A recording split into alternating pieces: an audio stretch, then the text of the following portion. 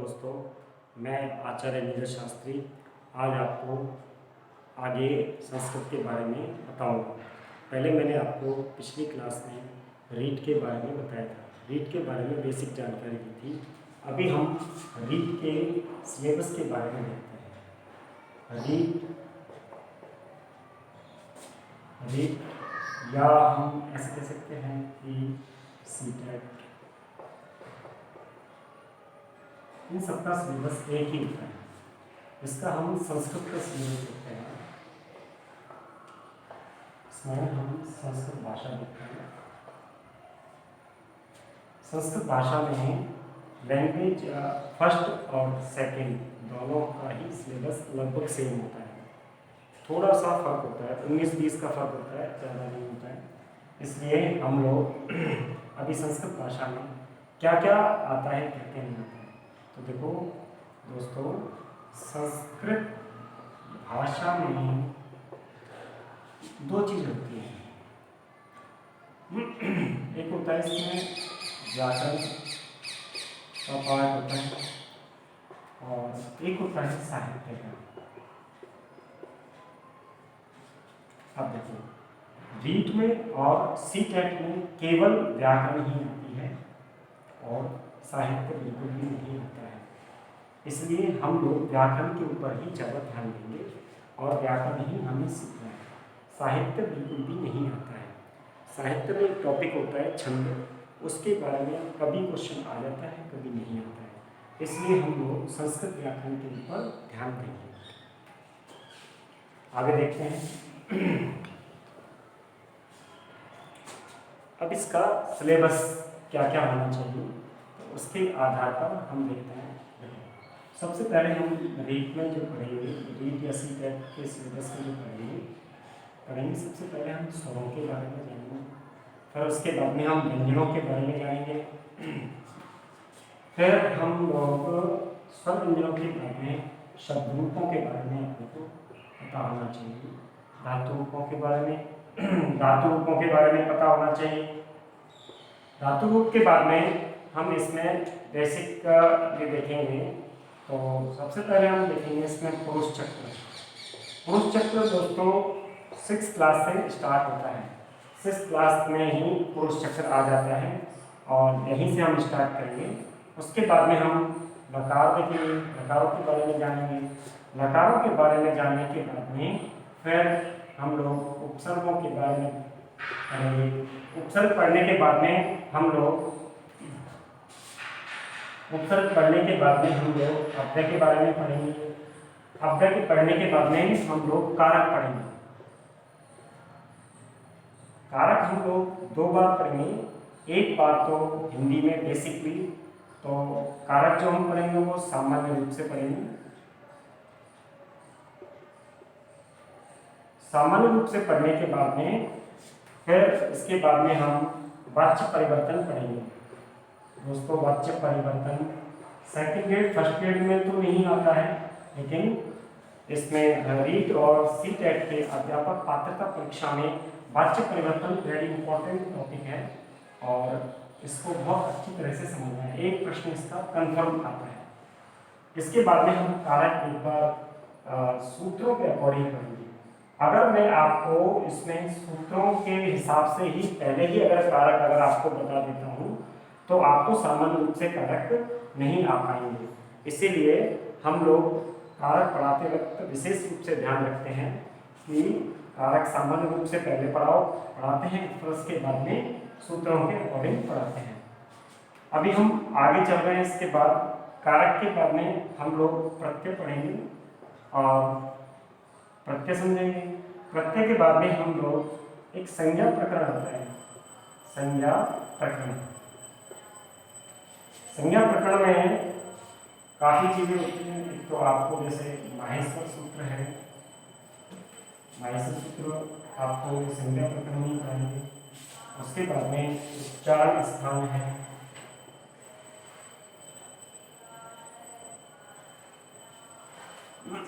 उच्चारण स्थान के बाद में इसी में हम संज्ञा प्रकरण में उच्चारण स्थान के बाद में हम पढ़ेंगे प्रयत्न पढ़ेंगे।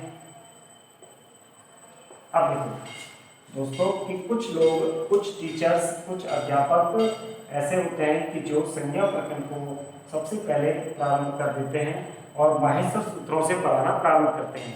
माहेश्वर सूत्र बताते हैं, फिर उसके बाद में उनसे बनने वाले प्रत्याहारों के बारे में बताते हैं। प्रत्याहार बताने के बाद में फिर जब जाकर के ये सारे स्वर व्यंजनों के बारे में बताते हैं। तो मेरा मानना ये है कि सबसे पहले अगर किसी को संस्कृत नहीं आती है, कोई व्यक्ति अगर 10वीं क्लास के बाद में अगर पहली बार 10वीं क्लास के पढ़ने के बाद में संस्कृत को अगर पहली बार पढ़ रहा है तो फिर उसको पहले बेसिक सामान्य ज्ञान जरूर बताना चाहिए।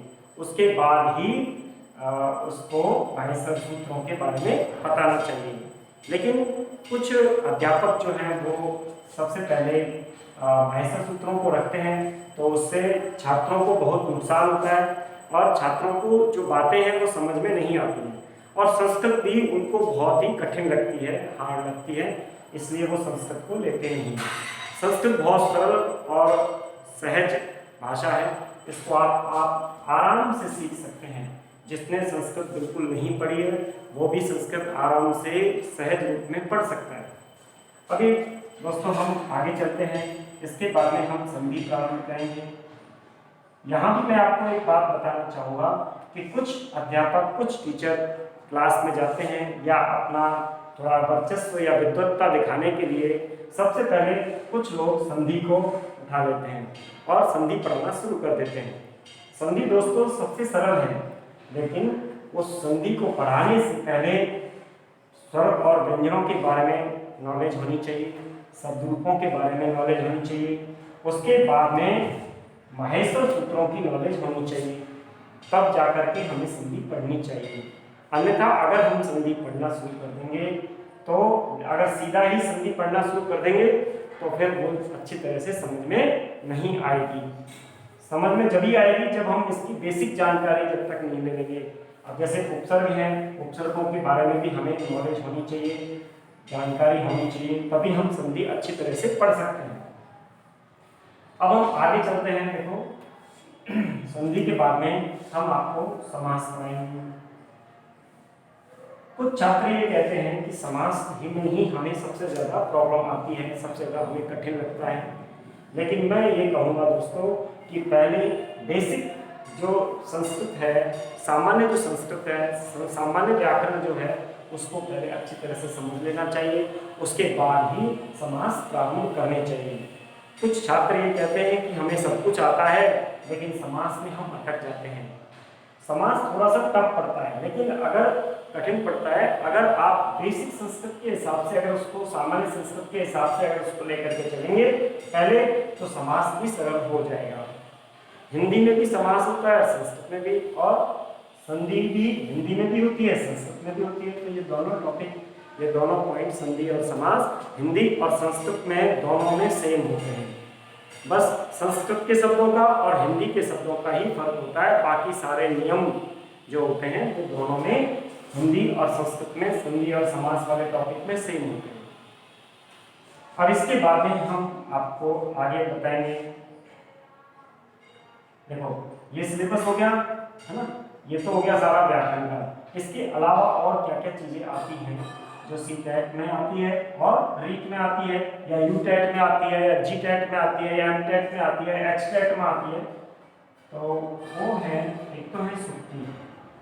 सुक्ति कंपलसरी है, एक सुक्ति अवश्य आती है। राजस्थान में जो छात्र पढ़ रहे हैं, राजस्थान का जो रीट हम देते हैं उसमें एक सुक्ति फिक्स होती है, निश्चित रूप से एक सुक्ति आती है, तो हमें सुक्तियाँ याद करनी है।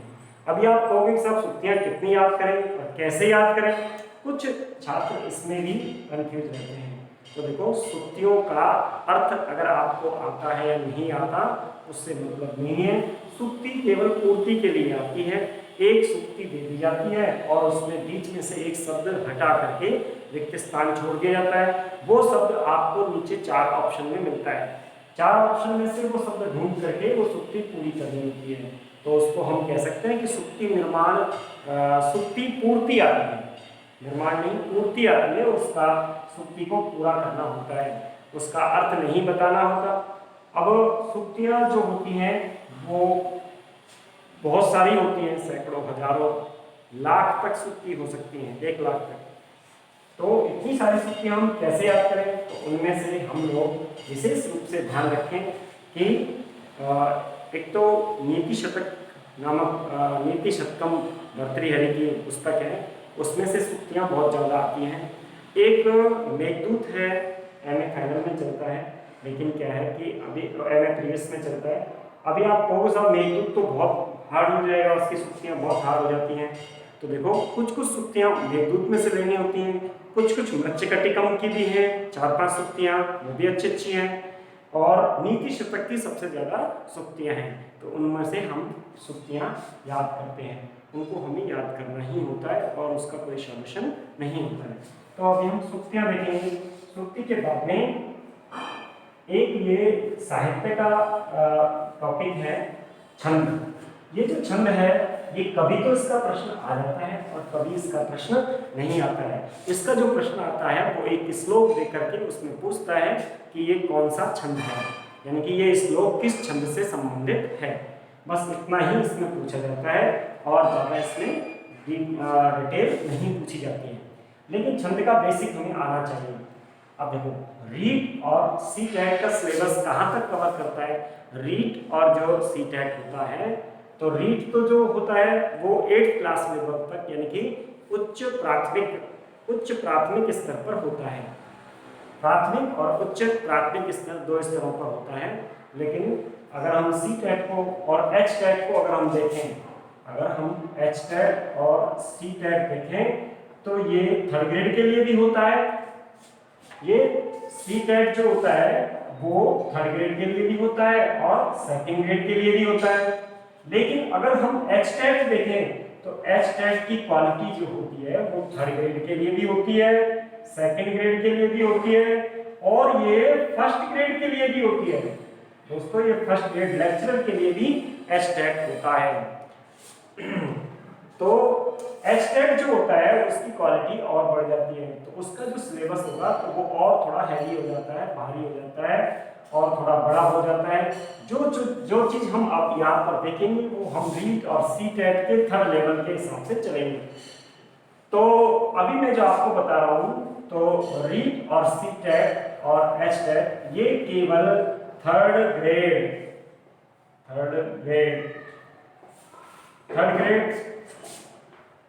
टीचर के लिए होता है। इस बात को आपको विशेष रूप से ध्यान रखनी है, इस बात को विशेष रूप से अपने को ध्यान रखना है। तो अभी हम इससे संबंधित बात लेकर के चल रहे हैं कि यहाँ जो छंद है, छंद का हमें बेसिक ज्ञान चाहिए और ज़्यादातर हमें छंद की परिभाषा और कौन से श्लोक में किस प्रकार से छंद को हम पहचान सकते हैं, ये आगे हम पढ़ेंगे। छंद के बाद में अब यहाँ तक ही ये सिलेबस है। उसके अलावा मैं अपनी तरफ से यहाँ पर आपसे कहूँगा कि आपको एक तो संख्यावाची आपको अच्छी तरह से याद होनी चाहिए। इसमें आपको 1 से 100 तक की गिनतियाँ आपको अच्छी तरह से याद होनी चाहिए। संस्कृत में 1 से लेकर 100 तक की गिनतियों को क्या क्या कहते हैं वो आपको अच्छी तरह से कंफर्म होना चाहिए। फिर आगे देखें तो एक आता है क्रमवाची में प्रथमम इस प्रकार से। तो ये जो क्रमवाची आता है, तो क्रमवाची में अगर आप ज़्यादा भी नहीं कर पाओ तो इसमें 1 से 10 तक क्रम आपको अच्छी तरह से आना चाहिए। ये आपका सिलेबस है। इस सिलेबस के अलावा अब देखो ये सारा की सारा जो सिलेबस है वो व्याकरण से संबंधित है। अगर हम ध्यान दें तो सुक्ति और अगर छंद दोनों को हटा दें तो ये सारा की सारा जो सिलेबस है, पाठ्यक्रम है, वो सारा की सारा व्याकरण से संबंधित है। इसमें साहित्य में सिर्फ सुक्ति मैंने आपको बताया कि सुक्ति निर्माण नहीं आता है, सुक्ति की पूर्ति के लिए आता है प्रश्न, और छंद से संबंधित जो प्रश्न आता है वो भी केवल श्लोक देख करके उसका नाम ही पूछता है कि कौन से छंद से संबंधित ये श्लोक है। अब इसके अलावा और जो आता है तो वो आता है शिक्षण विधियां आती हैं। क्या आती हैं? शिक्षण विधियां आती है। बस ये चीज ये आपका सिलेबस। शिक्षण विधियां आपको अच्छी तरह से ध्यान रखनी है कि कौन सी है। एक बात विशेष रूप से ध्यान रखना कि हिंदी की और संस्कृत की शिक्षण विधियां सेम होती हैं, यानी कि दोनों एक जैसी होती हैं। अगर आपने हिंदी की शिक्षण विधियां अच्छी तरह से कर रखी हैं तो संस्कृत में आपको इसमें कोई प्रॉब्लम नहीं आती। अब हम आगे चलते हैं कि इनके प्रश्न कितने आते हैं और उनका डिवाइडेशन किस प्रकार से होता है, तो उसके बारे में अभी हम देखते हैं।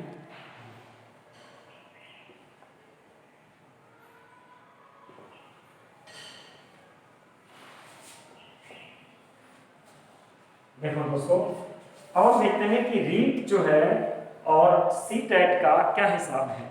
तो देखो रीट का अगर हम देखें तो इसमें प्रश्नों की संख्या संस्कृत में, रीट संस्कृत भाषा में प्रश्न संख्या कितनी होती है दोस्तों? 30 प्रश्न आते हैं। कितने प्रश्न आते हैं? 30 रीट में। उनका आज तक का जो है रिकॉर्ड ऐसा है कि 22 या 23 प्रश्न तो संस्कृत के आते हैं और 7 या 8 प्रश्न शिक्षण विधि के आते हैं। शिक्षण विधि के प्रश्न 7 या 8, अधिकतम 10 आते हैं। अधिकतम कितने आते हैं? 10। अधिकतम प्रश्न आते हैं कितने? 10।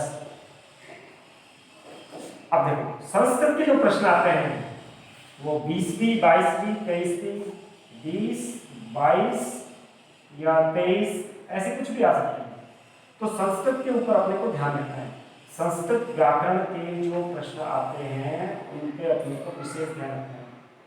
संस्कृत व्याकरण, ये तो है रीट के बारे में।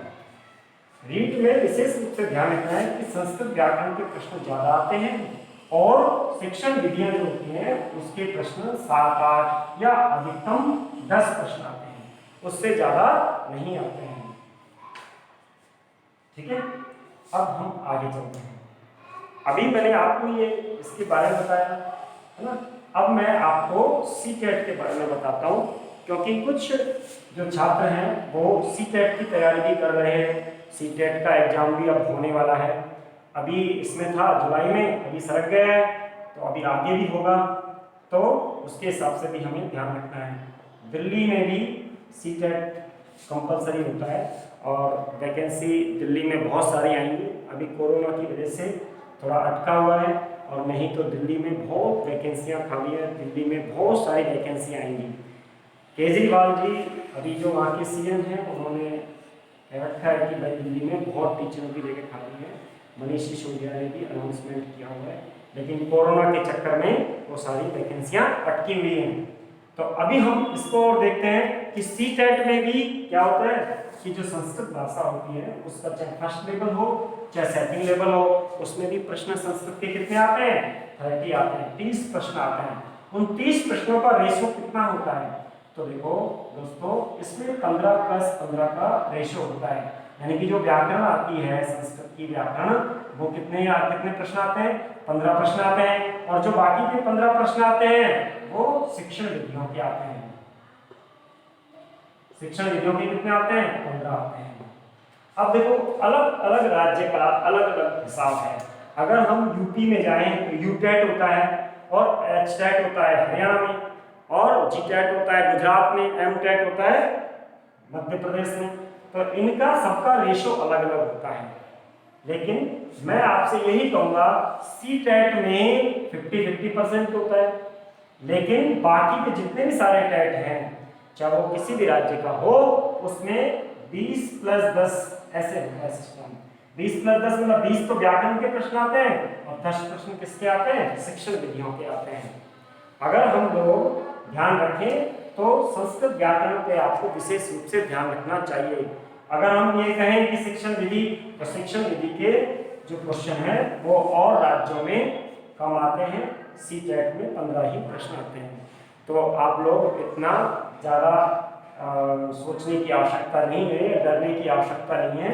शिक्षण विधि भी अपने मानसिक स्तर पर ही लागू होती है, मानसिक स्तर के हिसाब से ही क्वेश्चन आते हैं।